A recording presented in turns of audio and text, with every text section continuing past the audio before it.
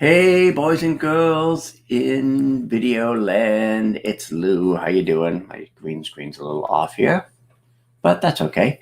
It is, if you're watching live, February 13th-ish, and we are going to talk about the 5 P's to create more powerful, profitable video. So this is a free training normally reserved for my Marketing Mojo group, but we're going to open it up to whoever wants to watch today.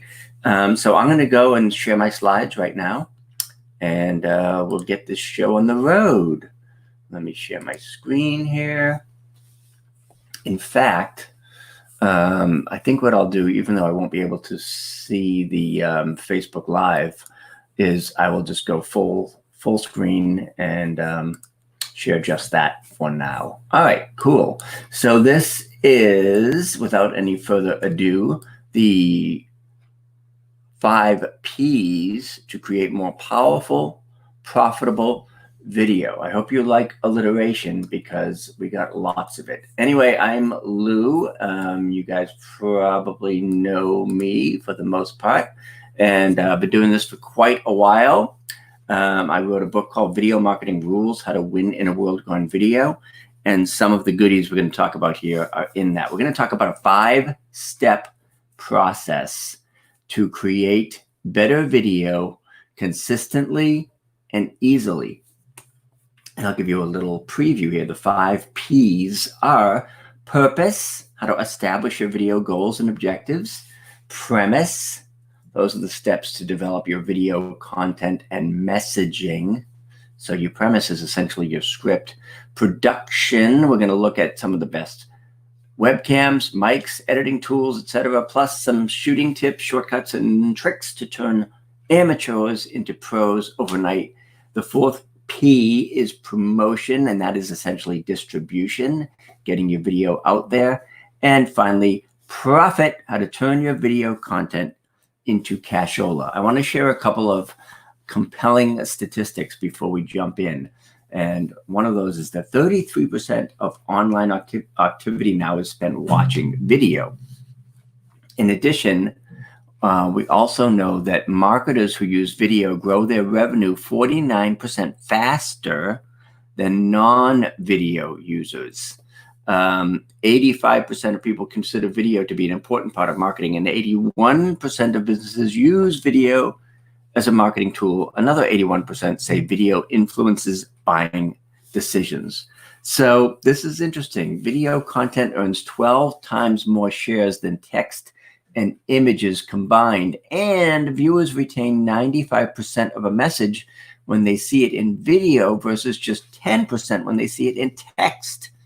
So that's kind of crazy, but all of this stuff is just more reason for doing video. We also know that 6 out of 10 people prefer online video platforms to live TV. I'm going to go off of full screen just for a second, just to make sure that we're still showing our screen here. All right, cool. Hey, Barbara, how you doing? Welcome. Thank you for being here. So now that we've looked at a few statistics, I've got a couple more for you because this one's a good one. When asked how people prefer to learn about a product or service, a whopping 68% said that they would prefer to learn about a product or service by a video. And again, we can see if we look at social media marketers' content usage trends from Social Media Examiner, these are the green is the percentage of people planning to increase their efforts in the next year. So you can see that videos, live video, visual images are all on the rise. And a lot of people ask, what is the ideal length for a video? That really depends on the video and the purpose, and we're going to talk a little bit about that. But basically, the vast majority of videos are under 2 minutes. Now, obviously, there are some exceptions to that, which we'll talk about. But by and large, if you're creating a quick video or a tips video or an intro video for your homepage or website, try and go with under 2 minutes. And always find the shortest distance between you any finished video? How can I make this easy? How can we streamline it? How can we simplify the process so that video is not a pain in the butt? Now we're going to look at these 5 pillars or 5 P's of video: purpose, premise, production, promotion, profit. Can you tell that I like alliteration? And we're going to start with video purpose. The video purpose is the goal of your video. So whenever you decide to do a video, you have to decide what the purpose or the goal or the objective of that video is. It can be maybe you're trying to get folks to opt in to an offer. Maybe you're trying to get them to actually buy something or join a group or subscribe. Again, think about the goal and the purpose of your video before you ever start creating that video. And I always talk about goals over gadgets. The video goal is more important than the equipment or software you will use. So you got to kind of get away from like, oh, what camera should I use? Should I just use my phone? And start thinking about more, what is the purpose of this video? What do I want the viewer to do when they watch the video?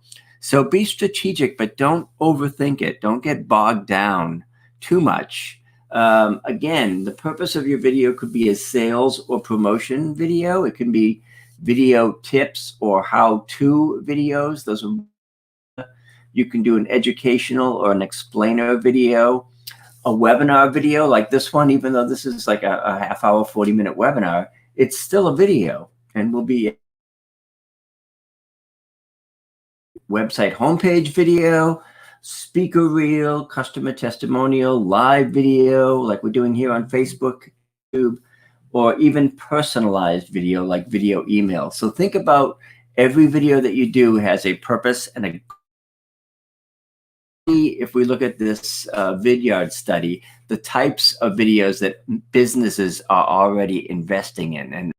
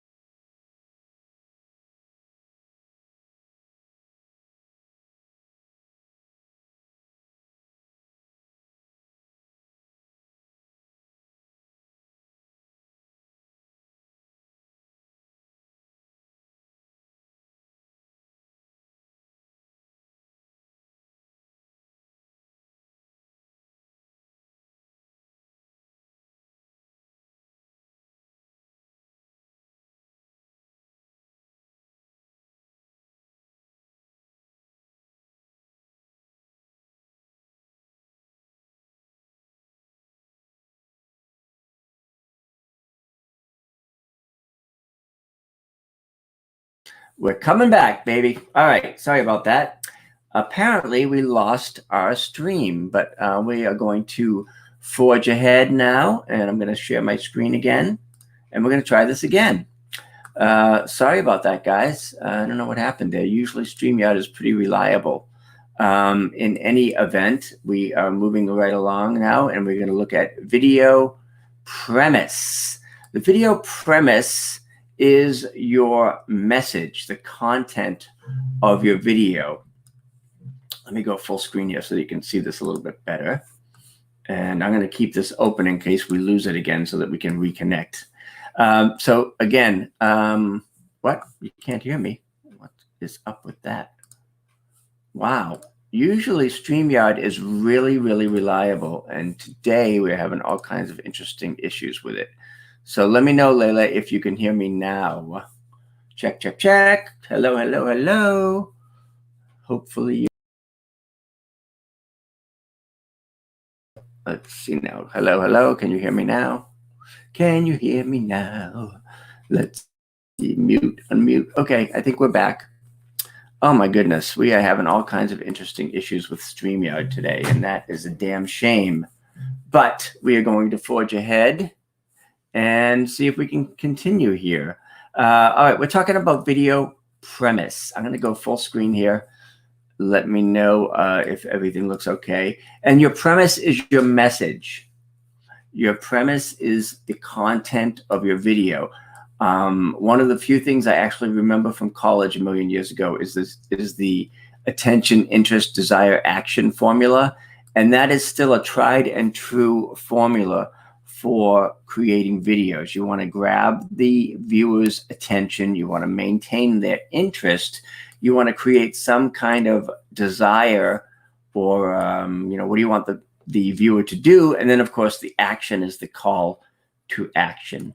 Now, if you have any stumbling blocks when it comes to message, or you're not quite sure what to talk about, I have a freebie that you can get at loubortone.com/ideas, and it is 99 video content ideas. So if you're struggling with what to say on video, or what to do on video, or what to talk about, you can just go to loubortone.com/ideas and get my little 99 video ideas. Again, the video premise is your script. Now, that doesn't mean you have to script out your entire video. You can just use an outline if you want. You can ad lib. There is no right or wrong way to do a video script. It really depends on your personal preference. If you are comfortable with just a rough outline of your video, that's totally fine. If you're comfortable writing out the entire script, that's good too. Again, no real tried or, there's no right or wrong way to do this. It just depends on what you are comfortable with. Now, if you are camera shy like me, a lot of that is going to just come with practice and trying to, have a little fun with it. The more you do video, the more comfortable you'll get being on camera.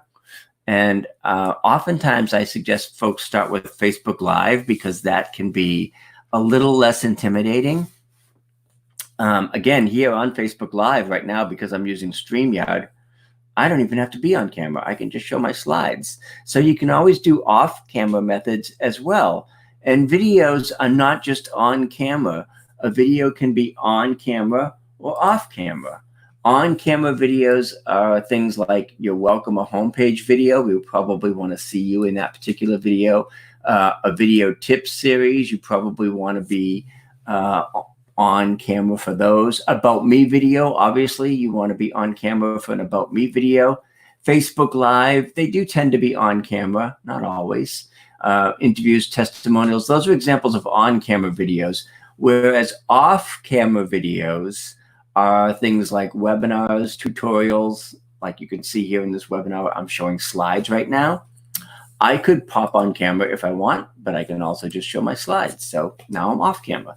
Animated videos, explainer videos, screencasts, or PowerPoint to video are all examples of camera videos, and those are perfectly fine. If you decide you want to do it that way, no problem. Let's move on now to the next P, the third P, which is video production. And again, I often tell folks, try to keep it simple. Less is more. Start where you're at. If you have a smartphone or an iPhone or an Android, totally fine. Use that. Use your smartphone as your camera. Or you can use the webcam on your laptop or desktop, which is what I use here. Hello. Just using the webcam on my Mac. All right, let's go back to our slides here. And we are also going to talk a little bit about a quick video versus a keeper video. Now, a quick video is typically a Facebook Live or quick 2-minute tips that you put on YouTube, any video that you do kind of on the fly and in the moment. A keeper video, on the other hand, is something that you're going to give a little bit more time and effort to, such as a homepage video or a sales page video or a speaker reel or a demo reel. So consider the difference between, hi Jan, between quick videos and keeper videos. Again, quick videos are things like quick tips or testimonials or Facebook Live oftentimes. And quick doesn't necessarily mean short. It just means a video that you can do fairly quickly without too much forethought. Keeper video is something that's going to represent your brand and something that's going to have shelf life. So those are often the videos that you want to spend a little bit more time with. All right, having said that, my slide is a little cut off here, but let's see what we have here. Okay, cool. So yes, you can use the microphone on your phone, Layla, rather than your fancy microphone. If you are within an arm's length or so of your phone, the audio should be totally fine. If the phone gets any further away than that, then you might want to consider a different microphone. But oftentimes I just do it right from my phone, use the microphone on the iPhone or the Android, totally fine. So when it comes to production, again, start simple. Use what you've already got. A lot of people wait and say, oh, I've got to buy this or I've got to buy that. Just use your phone. You don't necessarily have to go out and get a lot of equipment. Less is more. Because think about the fact that the more technology you add, the more complicated it's going to get, right? So less is more. You really don't need a lot of expensive equipment. I always talk about goals over gadgets. Don't get hung up on the tech. What you need essentially to do video is audio, obviously, since we lost the audio earlier in this. Now we have it back, hopefully. Video, camera, and lights. And I'm going to show you what I use for those things. So again, find the shortest route between you and a finished video. And remember that done is usually better than perfect. So the webcam that I often recommend, if you don't have a webcam that's already in your computer, is the Logitech HD Pro webcam. You can find that on Amazon. It's relatively inexpensive, about $50. It's a USB webcam, so it connects to your computer with that USB cord, and that's all you need to create video on your computer. You may actually already have a webcam in your computer, like I have one in my Mac, so I don't need this external webcam. If you do, this is a pretty good bet for a webcam. As for microphones, I use a Blue Yeti Nano microphone. That's the one I'm speaking through right now and keeping my fingers crossed that it keeps working. You can also get a Blue Snowball mic, which is a little less expensive than this one. A Blue Yeti Nano, this one ran me about $100 on Amazon, but it's the one that I use. It's really reliable and really good for almost anything you need to do on your computer audio-wise. That's the Blue Yeti Nano, or you can get the Blue Snowball, which is a little less expensive. For lighting, I use these LED lights. You can just look for LED lights on Amazon.com. And I'll come back on camera for a second and show you. I know I look a little pink here, but that's because of the green screen background. But I just had these two lights just like this on either side of my computer. And those are LED studio lights from Amazon, and they are relatively inexpensive. I also like these backgrounds, these little vinyl backgrounds that are really inexpensive and really easy to find on Amazon.com. Right now, I'm actually using a green screen here. As you can see on camera, this is a green screen, but oftentimes I use these vinyl backgrounds. They're really inexpensive. They're like $20 on Amazon, and there's a huge variety of them. I mean, you can get like things that look like an office or things that look like a particular scene or city. Again, really inexpensive. Just look for studio backdrops on Amazon, and you'll have many to choose from. And also, when you are shooting video, think about the photographer's rule of thirds. This is really how you frame your video, or the composition. And you can see typically, and you'll notice this if you watch newscasts, the anchor or the person on screen is a little bit to the right or left of center. That way you can have some graphics on the left or right. So again, you can just follow that photographer's rule of thirds. You want your eyes to be on the upper third of the screen, where our friend from the office's eyes are here. And that is what you do for composition. As far as video editing, people get hung up on video editing, and I can totally understand that. It's not always that easy. But consider the fact that a little editing goes a long way. So you don't have to go crazy with editing. Oftentimes, all you need to do is trim the front and back of the video, like right before you start and right before you end, and start with a nice clean intro. If you want, you can add graphics in lower thirds to help tell the story. You can add background music. You can use B-roll, which is background footage if needed. You can add effects and transitions on most editing software, but only if it enhances the narrative and helps move the story along. You can also create animated branded intro and outros to make it look even more professional. If you get hung up on that, let me know. I do a lot of video editing so that I may be able to point you in the right direction. So don't get too stressed out about editing. A little editing goes a long way. And oftentimes, like in something like a Facebook Live, it doesn't have to be edited at all, which is great. I mean, I do this Facebook Live, it's out there, and it's done. I'm not going to edit it. I'm not going to fool around with it. It's just live and on the fly. All right, let's move on to promotion. Video promotion is really the distribution of your video, but it's also the style of video that you use. And again, there are dozens and dozens of ways to create videos: on camera, off camera, live video like we're doing here, recorded videos, pre-recorded. So I tell my folks to find their video sweet spot. Find your video sweet spot. What does that mean? That means, what is the quickest and most effective video style for you? What is your go-to platform? It might be live video. It might be on-camera video. It might be off-camera video. So test different formats and experiment with different styles and see which works best for you. The other part of promotion is the actual sharing and distribution of your video. And promotion obviously means actively sharing and distributing your video. If you want to get the awesome "I see you everywhere" effect, you have to distribute your video and you have to leverage that video. That means if you're going to do a video and you do it on Facebook Live, you can download that video afterwards and upload it to YouTube.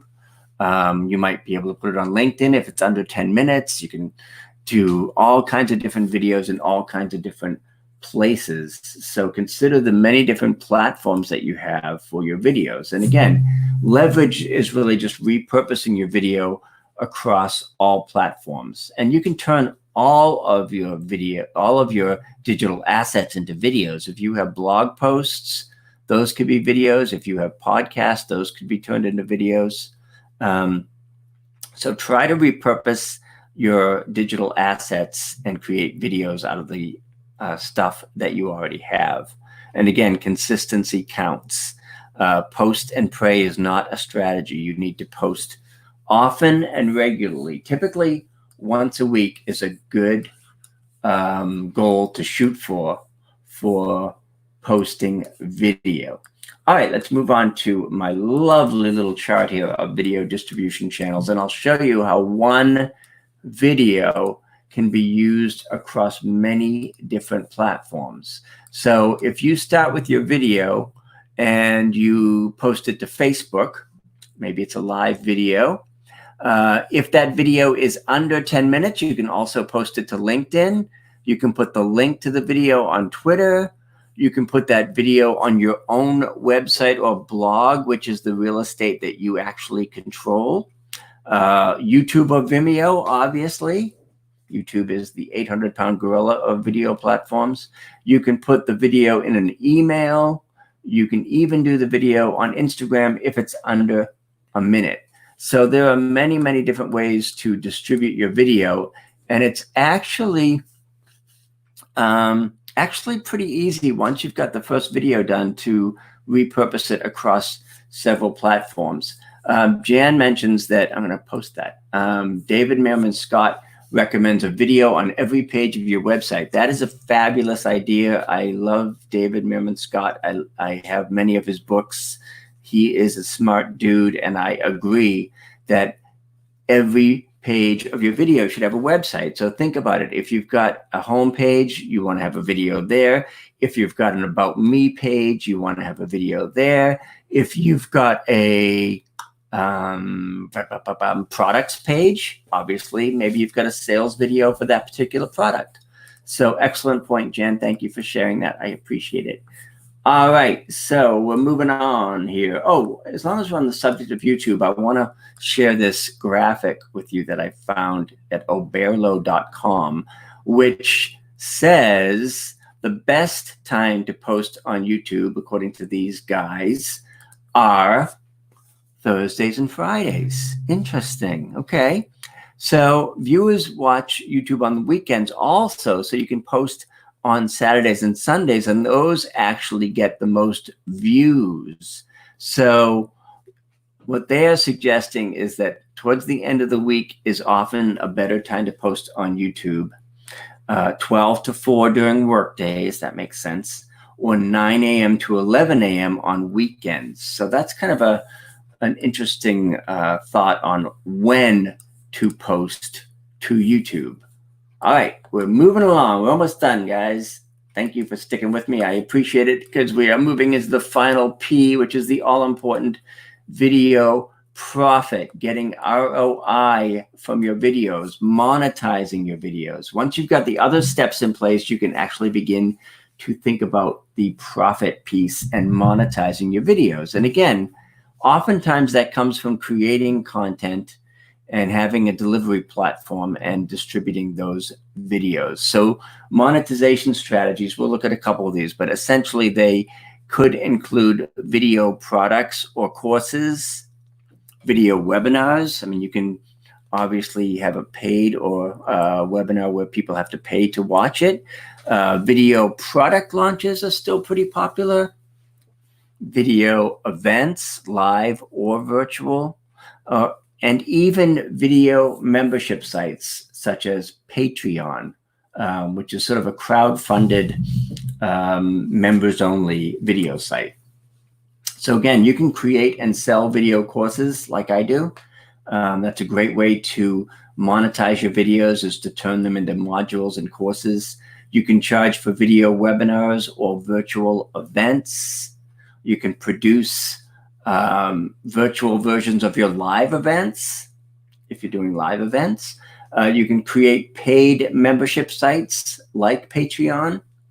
And you can use videos to promote your other products and services. So you could say that every video is really a sales video, because ultimately you're trying to sell a product or service. If you're doing video courses, a few of the sites that you might want to consider are udemy.com. You would do a revenue share if you post a video course on Udemy. They keep, I can't remember what it is, I think it's 50% of whatever courses you sell. But there are other sites like that, like Skillshare and teachable.com. These are all platforms where you can post your video courses and you will share the revenue with the platform.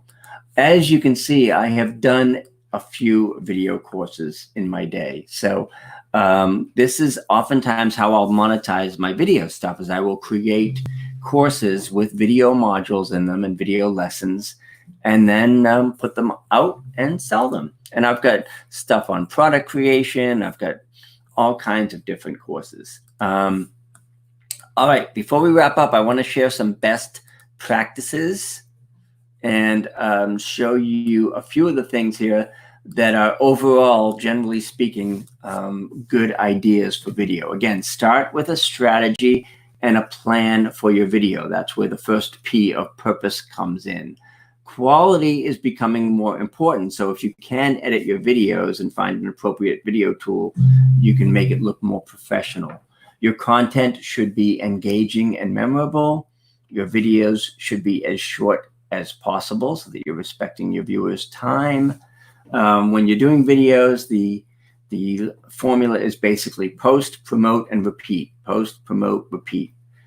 Consider posting videos on a regular schedule to establish appointment viewing. And you can actually schedule videos on YouTube to come out at a specific time. If you use the, when you upload the video, you can actually say, I want this video to be released Tuesday at 2 p.m.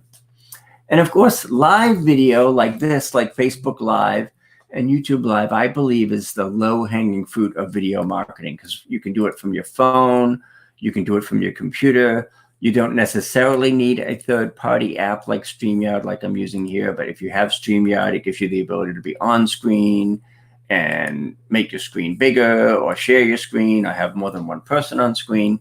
But Facebook Live is definitely an easy way to get started.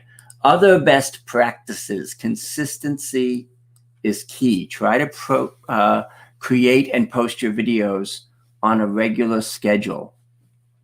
I was doing Lou's Reviews series for a while, and I would release those Tuesdays at 2 p.m. So I was trying to make it a specific time. Create videos for each specific platform. Now, you can repurpose your videos, but do keep in mind that every video platform has sort of a different requirement. So in other words, if you're doing an Instagram video, you might only have a minute, but if you're doing a LinkedIn video, you've got up to 10 minutes. So think about the platforms and what they need. And still, you can repurpose those videos as long as they don't go over the time limit of that platform. Find your ideal style or your sweet spot.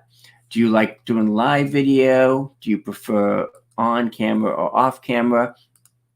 And as Jen points out, you can do LinkedIn Live once you are approved, which is great. I don't have that yet. I've got to go back again and see if I can get approved for that. Oh, where'd my video go? Hold on a second. Hang on, we're coming right back. Best practices for video. Always try to direct your video traffic back to your website. So if you're doing a video on Facebook, I have a link somewhere. I'll put it up here. You can send the traffic back to your site. So I can post a link like this that will send you back to loubortone.com. I'll leave that up there for a sec. And try to keep in mind the big four, I would say, are still YouTube, Facebook, Instagram, and LinkedIn.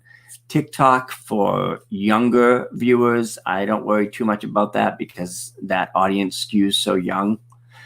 Be sure to post the video on your own website or web page. I mean, that's the real estate you control. So don't forget to put the video on your own website. You can also post the video on Twitter or Pinterest, but do keep in mind that different platforms require different video lengths. A few more newbie tips before we wrap up. Start with Facebook Live because it's relatively low tech and relatively low pressure. Consider your off-camera options like screen share videos. I use Zoom all the time, zoom.us for interviews, video interviews, things like that. Start with the camera you have, which is oftentimes your mobile phone. Excuse me. Decide whether your video is a quick video or a keeper video. As I mentioned earlier, quick videos are sort of on the fly like Facebook Live. Keeper videos have more shelf life. They tend to be more branded videos. So those are the ones where you may want to hire someone to do your homepage video or your sizzle reel or your speaker reel. But the biggest advice I can give you is really just to start, because done is better than perfect, and you've got to start somewhere. So, all right. So that's essentially it. I would love it if you go grab my book at loubortone.com, Rules, or I have a new lovely little product, which is actually a card deck.